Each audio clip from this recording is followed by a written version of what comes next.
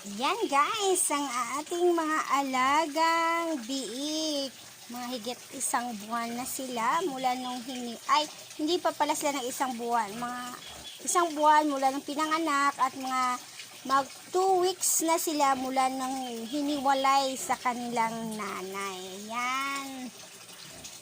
So ganito talaga yung buhay ng pagiging farmers, lalo na sa mga livestock, pagre-raise ng livestock dito sa farm. Yan, medyo mahal na ang pagkain ng ating mga alagang baboy ngayon, at dito sa aming lugar medyo mura pa yung mga biik kaya hindi ito na-dispose.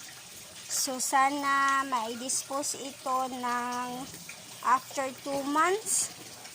Ayan, nang makabawi sa gastos at sa mga mga pag-aalaga.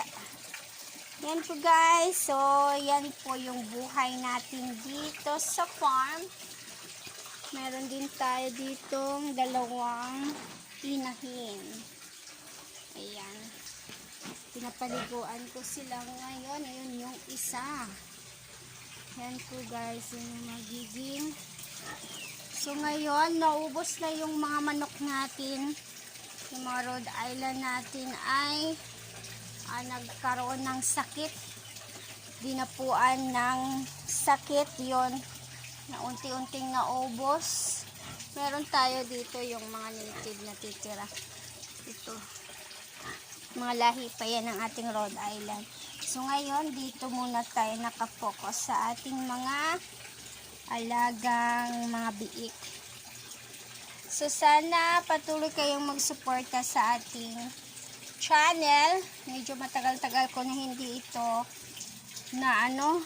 na-upload. Hindi ako nakapag-upload. Medyo iniwanan ko to ng mga ilang buwan din.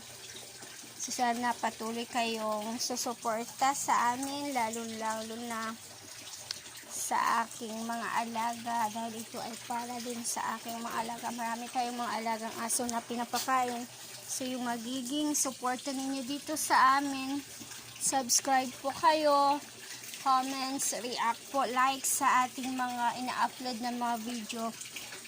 Makakatulong po yan para maalagaan natin, mabigyan natin ng sapat na pagkain yung ating mga alagang eto natutulog. Ayan, so free lang sila dito sa farm. Yan yung mga native na manok. Hello. So ayan guys. Tulog. So ayan guys, yan lang po muna sa ngayon yung ating